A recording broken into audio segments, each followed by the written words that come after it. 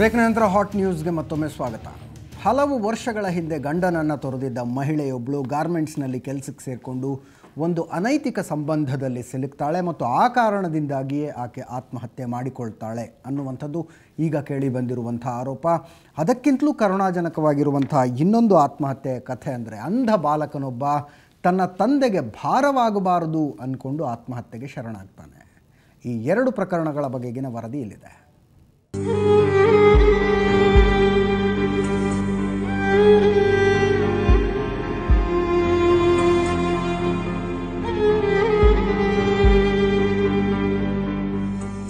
ಎರಡು ಕುಟುಂಬದವರ ಮುಗಿಲು ಮುಟ್ಟಿರೋ ಆಕ್ರಂದನ, ಗೆಳತಿಯನ್ನು ಕಳೆದುಕೊಂಡು ದುಃಖದಲ್ಲಿರೋ ಕಾರ್ಮಿಕರು, ಅಂಧ ಮಗನನ್ನು ಕಳೆದುಕೊಂಡು ಕಣ್ಣಿದ್ದು ಕುರುಡರಂತಾಗಿರೋ ಯುವಕನ ಪೋಷಕರು. ಈ ದೃಶ್ಯಾವಳಿ ಕಂಡು ಬಂದಿದ್ದು ಬೆಂಗಳೂರಿನ ಪೀಣ್ಯ ಬಳಿ ಇರೋ ಸಪ್ತಗಿರಿ ಆಸ್ಪತ್ರೆಯ ಶವಗಾರದ ಬಳಿ.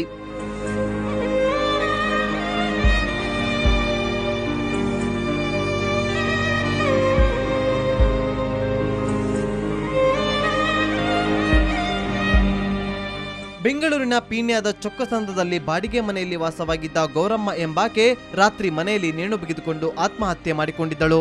ಪೀಣ್ಯ ಬಳಿ ಇರೋ ಅಪೆಕ್ಸ್ ಗಾರ್ಮೆಂಟ್ಸ್ನಲ್ಲಿ ಕೆಲಸ ಮಾಡಿಕೊಂಡಿದ್ದ ಗೌರಮ್ಮ ಕಳೆದ 17 ವರ್ಷದ ಹಿಂದೆ ಗಂಡನನ್ನು ಬಿಟ್ಟು ಬೆಂಗಳೂರಿಗೆ ಬಂದು ಗಾರ್ಮೆಂಟ್ಸ್ನಲ್ಲಿ ಕೆಲಸ ಮಾಡಿಕೊಂಡಿದ್ದಳು. ಗಾರ್ಮೆಂಟ್ಸ್ನಲ್ಲಿ ಕೆಲಸ ಮಾಡುತ್ತಿದ್ದ ವೇಳೆ ಮತ್ತೊಬ್ಬನ ಜೊತೆ ಅನೈತಿಕ ಸಂಬಂಧ ಬೆಳೆಸಿಕೊಂಡಿದ್ದಳು. ಇದೇ ಕಾರಣದಿಂದ ಆಕೆ ಆತ್ಮಹತ್ಯೆ ಮಾಡಿಕೊಂಡಿದ್ದಾಳೆಂದು ಸಂಬಂಧಿಕರು ಆರೋಪಿಸಿದ್ದಾರೆ.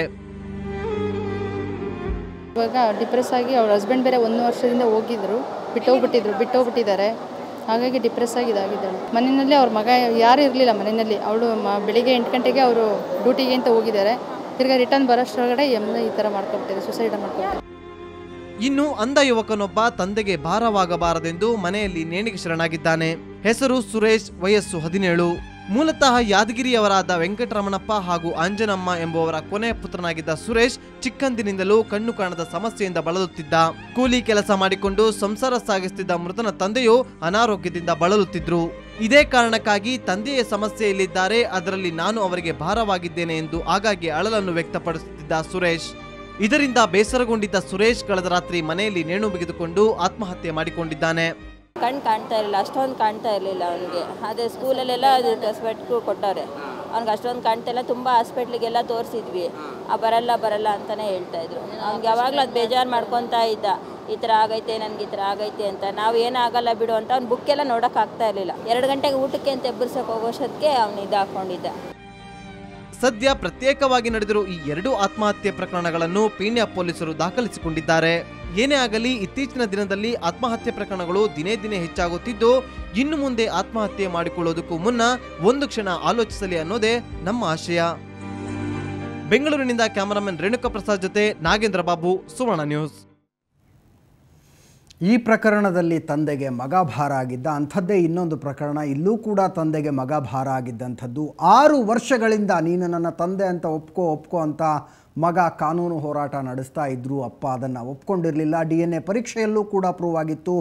ಆದರೂ ಕೂಡ ನೀನು ನನ್ನ ಮಗ ಅಂತ ಹೇಳಿರಲಿಲ್ಲ. ನಾನು ಹೇಳ್ತಾ ಇರುವಂಥದ್ದು ND ತಿವಾರಿ, ಆಂಧ್ರ ಪ್ರದೇಶದ ಮಾಜಿ ರಾಜ್ಯಪಾಲರು, ಉತ್ತರ ಪ್ರದೇಶದ 2 ಸಲ ಮುಖ್ಯಮಂತ್ರಿಗಳಾಗಿದ್ದಂಥವರು, ಜೊತೆಗೆ ಉತ್ತರಾಖಂಡದ ಮುಖ್ಯಮಂತ್ರಿಗಳಾಗಿದ್ದಂಥವರು, ಕೇಂದ್ರ ಸಚಿವರಾಗಿದ್ದಂಥವರು. ನಿನ್ನೆ ರಾತ್ರಿ ಅದೇನಾಯಿತೋ ಏನೋ ಏಕಾಏಕಿ ತಮ್ಮ ಮಗ ಮತ್ತು ಆ ಕಾಲದ ಗೆಳತಿಯನ್ನು ಕರೆದು ಅವರೆದುರಿಗೆ ಸತ್ಯವನ್ನು ಒಪ್ಕೊಂಡಿದ್ದಾರೆ. ಇದು 90ನೇ ವಯಸ್ಸಿನಲ್ಲಿ ಜ್ಞಾನೋದಯ ಆಗಿರುವಂಥ ಕತೆ. ಡೀಟೇಲ್ ಆಗಿರೋ ವರದಿ ಇಲ್ಲಿದೆ. ಹೌದು, ರೋಹಿತ್ ಶೇಖರ್ ನನ್ನ ಮಗ. ಈ ಮಾತು ಅಂತೂ ಇಂತೂ ಅವರ ಬಾಯಿಂದ ಹೊರಬಿದ್ದಿದೆ.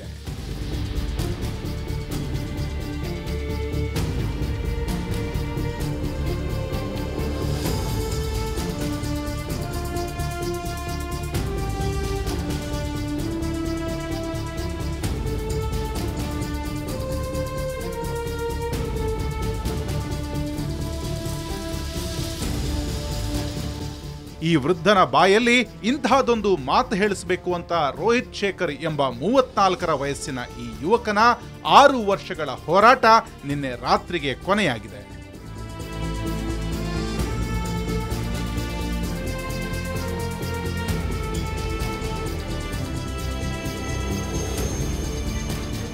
ನಾರಾಯಣ್ ದತ್ ತಿವಾರಿ ಯಾನೆ ND ತಿವಾರಿ ನನ್ನ ತಂದೆ ಅಂತ ರೋಹಿತ್ ಶೇಖರ್ ಹೇಳಿದಾಗ ಹಲವರು ಬೆಚ್ಚಿ ಬಿದ್ದಿದ್ರು. ಯಾಕೆಂದ್ರೆ ತಿವಾರಿ ಸಾಮಾನ್ಯ ವ್ಯಕ್ತಿಯಾಗಿರಲಿಲ್ಲ. ಕಾಂಗ್ರೆಸ್ನ ಅತ್ಯಂತ ಹಿರಿಯ ನಾಯಕರ ಪೈಕಿ ಒಬ್ಬರು ND ತಿವಾರಿ. 3 ಸಲ ಉತ್ತರ ಪ್ರದೇಶದ ಮುಖ್ಯಮಂತ್ರಿಯಾಗಿದ್ರು. ಉತ್ತರ ಪ್ರದೇಶ ವಿಭಜನೆಗೊಂಡು ಉತ್ತರಾಖಂಡ ರಚನೆಯಾದಾಗ ಉತ್ತರಾಖಂಡದ ಮುಖ್ಯಮಂತ್ರಿಯಾದರು. ರಾಜೀವ್ ಗಾಂಧಿ ಮಂತ್ರಿಮಂಡಲದಲ್ಲಿ ವಿದೇಶಾಂಗ ಸಚಿವರಾಗಿದ್ರು. 2 ವರ್ಷಗಳ ಕಾಲ ಆಂಧ್ರ ಪ್ರದೇಶದ ರಾಜ್ಯಪಾಲರಾಗಿದ್ರು. ಹಾಗೆ ನೋಡಿದ್ರೆ ರಾಜೀವ್ ಗಾಂಧಿ ಹತ್ಯೆಯ ನಂತರ ನಡೆದ ಚುನಾವಣೆಗಳಲ್ಲಿ ಪ್ರಧಾನಿ ಅಭ್ಯರ್ಥಿ ಅಂತಾನೆ ಬಿಂಬಿತಗೊಂಡವರು ND ತಿವಾರಿ.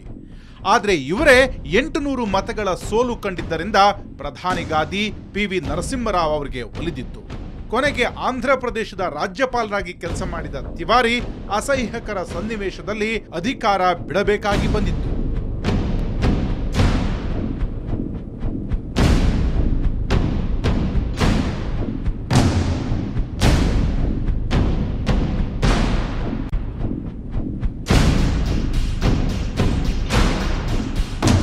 ಯುವಕ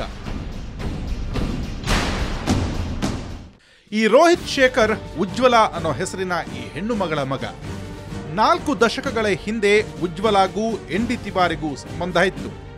ಅದರ ಫಲಿತಾಂಶವೇ ರೋಹಿತ್ ಶೇಖರ್. ಆದರೆ ND ತಿವಾರಿ ಈ ವಿಷಯವನ್ನ ಎಲ್ಲೂ ಒಪ್ಪಿಕೊಳ್ಳಲಿಲ್ಲ. ಕೊನೆ ಪಕ್ಷ ನನ್ನ ತಾಯಿಯ ಆತ್ಮಗೌರವಕ್ಕಾದ್ರೂ ನೀವೇ ನನ್ನ ತಂದೆ ಅನ್ನೋದನ್ನ ಒಪ್ಪಿಕೊಳ್ಳಿ ಅಂತ ಕೇಳಿಕೊಂಡ ಈತ ತಿವಾರಿ ಕ್ಯಾರೆ ಅನ್ನಲಿಲ್ಲ. ಆಗ ರೋಹಿತ್ ನ್ಯಾಯಾಲಯದ ಮೆಟ್ಟಿಲೇರಿದ್ದ. 2008ರಲ್ಲಿ ದಾವೆ ಹೂಡಿದ ರೋಹಿತ್ ಶೇಖರ್, ND ತಿವಾರಿ ನನ್ನ ಜೈವಿಕ ತಂದೆ. ರೋಹಿತ್ ವಾದ ಅಲ್ಲಗೆಳೆದ ND ತಿವಾರಿ. ನ್ಯಾಯಾಲಯದಿಂದ DNA ಪರೀಕ್ಷೆಗೆ ಆದೇಶ. 2012ರ ಜುಲೈ 27ರಂದು DNA ವರದಿ ಬಹಿರಂಗ. ND ತಿವಾರಿಯೇ ರೋಹಿತ್ ಶೇಖರ್ನ ಜೈವಿಕ ತಂದೆ. ಆದೇಶ ನೀಡಿದ ದೆಹಲಿ ಹೈಕೋರ್ಟ್. ಈ ಆದೇಶದ ನಂತರ ಕೂಡ ನನ್ನ ಖಾಸಗಿ ಬದುಕಿನಲ್ಲಿ ತಲೆ ಹಾಕುವ ಅಧಿಕಾರ ಮಾಧ್ಯಮಗಳಿಗೆ ಇಲ್ಲ ಅಂತ ಹೇಳಿ ಸುಮ್ಮನಾಗ್ಬಿಟ್ಟಿದ್ರು ತಿವಾರಿ. ನಿನ್ನೆ ಸಂಜೆ ಅದೇನಾಯ್ತೋ ಏನೋ, ಉಜ್ವಲ ಶರ್ಮಾ ಮತ್ತು ರೋಹಿತ್ ಶೇಖರ್ನನ್ನ ಮನೆಗೆ ಕರೆಸಿಕೊಂಡು ಸತ್ಯ ಒಪ್ಪಿಕೊಂಡಿದ್ದಾರೆ. जो मैंने वो DNA टेस्ट के बारे में DNA टेस्ट हुआ था जी, तो उसी को मैंने दोहराया. जो अगर DNA टेस्ट मिल गया था तो DNA टेस्ट मेरा है ये कहने में तो कोई गलती है नहीं. ಈ ಬೆಳವಣಿಗೆಯಿಂದ ಆಕಸ್ಮಿಕ ಸಂತೋಷಕ್ಕೀಡಾಗಿದ್ದ ರೋಹಿತ್ ಶೇಖರ್ ತನ್ನ ಹೋರಾಟ ತಿವಾರಿಯವರ ಆಸ್ತಿಗಾಗಿಯೋ ರಾಜಕೀಯ ಉತ್ತರಾಧಿಕಾರಕ್ಕಾಗಿಯೋ ಆಗಿರಲಿಲ್ಲ, ನನ್ನ ತಾಯಿಯ ಗೌರವಕ್ಕಾಗಿ ಹೋರಾಡಿದೆ ಅಂದಿದ್ದಾರೆ. इसकी सुनवाई होगी कोर्ट में ही अंतिम फैसला होगा. कोर्ट से ही आगाज हुआ, कोर्ट में ही अंत होगा. लेकिन समाज में आपके सामने आपके माध्यम से उन्होंने स्वीकारा और मैंने एक ही बात मानी कि मेरी मां को सम्मान दीजिए. ಇನ್ನು ಒಂದು ಕಾಲದ ಸಖ ND ತಿವಾರಿಯವರ ಈ ನಡೆ ಉಜ್ವಲ ಶರ್ಮಾ ಅವರಿಗೂ ಸಂತೋಷ ತಂದಿದೆ. जैसे एक पिता को अपने पुत्र को जिस तरह से एक स्नेह देना चाहिए, पूरा आशीर्वाद सार्वजनिक रूप से देना चाहिए, वो अवश्य देंगे. ऐसा मुझे उनके कल के व्यवहार से और कल का जैसा उनकी बातचीत थी और उनके जो जेस्चर्स थे उससे मुझे ऐसा लगा. मेरा पूरा विश्वास है. देखिए बाकी तो भविष्य ही दिखाएगा कि क्या होता है. ಮಧ್ಯವಯಸ್ಕರಿದ್ದಾಗ ಜ್ಞಾನೋದಯ ಆಗೋದು, 60ಕ್ಕೆ ಅರಳು ಮರಳಾಗೋದು ಸಾಮಾನ್ಯ. ಆದರೆ ND ತಿವಾರಿಯವರಿಗೆ 90ಕ್ಕೆ ಜ್ಞಾನೋದಯ ಆಗಿದೆ. ಈಗಲಾದ್ರೂ ಆಯ್ತಲ್ಲ, ಅದೇ ಸಂತೋಷ. ಒಬ್ಬ ತಂದೆ ಮಗನ ಸಂಬಂಧ ಹೇಗಿರುತ್ತೋ ಅಂಥದ್ದೊಂದು ಸಂಬಂಧವನ್ನ ಅವರ ಜೊತೆ ಇಟ್ಕೊಳ್ಳಲು ಬಯಸ್ತೇನೆ ಅಂತ ರೋಹಿತ್ ಶೇಖರ್ ಹೇಳಿದ್ದಾನೆ. ಅದಕ್ಕೆ ND ತಿವಾರಿ ಅವಕಾಶ ಮಾಡಿಕೊಟ್ರೆ ಇನ್ನೂ ಸಂತೋಷ. ಅಜಿತ್ ಹನುಮಕ್ಕನವರ್, ಕ್ರೈಮ್ ಬ್ಯೂರೋ, ಸುವರ್ಣ ನ್ಯೂಸ್. ಇನ್ನು ಮುಂದಿನ ಸ್ಟೋರಿ, ರಷ್ಯಾ ಮತ್ತು ಉಕ್ರೇನ್ಗಳ ಮಧ್ಯೆ ಯುದ್ಧದ ಕಾರ್ಮೋಡ ಎದ್ದು ನಿಂತಿರುವಂಥದ್ದು. ಸದ್ಯದ ಬೆಳವಣಿಗೆಗಳನ್ನು ನೋಡ್ತಾ ಇದ್ದರೆ ಉಕ್ರೇನನ್ನು ಬೆಂಬಲಿಸಿಕೊಂಡು ಅಮೆರಿಕ ಮತ್ತು ಇತರ ರಾಷ್ಟ್ರಗಳು ಬರುವಂತಹ ಸಾಧ್ಯತೆಗಳು ಕೂಡ ಕಾಣಿಸ್ತಾ ಇದೆ. ಎಲ್ಲೋ ಒಂದು ಕಡೆ ಇದೊಂದು ಮಹಾಯುದ್ಧಕ್ಕೆ ದಾರಿಯ ಅನ್ನುವಂಥದ್ದು ಪ್ರಶ್ನೆ. ಅದರ ವರದಿ ಇಲ್ಲಿದೆ.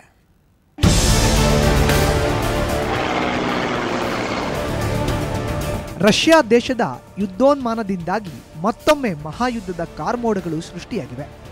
ಯುರೋಪಿಯನ್ ಒಕ್ಕೂಟ ಮತ್ತು ಅಮೆರಿಕದ ಎಚ್ಚರಿಕೆಯ ಹೊರತಾಗಿಯೂ ರಷ್ಯಾ ಅಧ್ಯಕ್ಷ ವ್ಲಾದಿಮಿರ್ ಪುಟಿನ್ ಉಕ್ರೇನ್ನ ಗಡಿಯಲ್ಲಿ ತಮ್ಮ ಸೇನೆಯನ್ನು ಜಮಾಯಿಸಿದ್ದಾರೆ.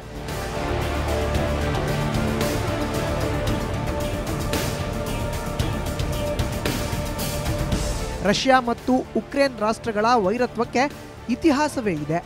ರಷ್ಯಾದ ಬದ್ಧ ವೈರಿಗಳಾದ ಯುರೋಪಿಯನ್ ರಾಷ್ಟ್ರಗಳು ಮತ್ತು ಅಮೆರಿಕ ಜೊತೆಗೆ ಉಕ್ರೇನ್ ಮೊದಲಿನಿಂದಲೂ ಅನನ್ಯ ಸಂಬಂಧ ಇಟ್ಟುಕೊಂಡಿರುವುದು ವ್ಲಾದಿಮಿರ್ ಪುಟಿನ್ಗೆ ನುಂಗಲಾರದ ತುತ್ತಾಗಿತ್ತು. ಅದು ಸಾಲದು ಅಂತ ಜಾರ್ಜಿಯಾ ವಿರುದ್ಧ ತಾನು ಹೋರಾಡುತ್ತಿದ್ದಾಗ ಉಕ್ರೇನ್ ಜಾರ್ಜಿಯಾಕ್ಕೆ ಆಯುಧಗಳನ್ನು ನೀಡಿತ್ತು ಮತ್ತು ತನ್ನ ವಿರುದ್ಧ ಹೋರಾಡೋದಕ್ಕೆ ಸೈನ್ಯ ಕೂಡ ಕಳುಹಿಸಿತ್ತು ಎಂಬ ತನಿಖಾ ವರದಿ ರಷ್ಯಾವನ್ನ ಕೆರಳಿಸಿದೆ.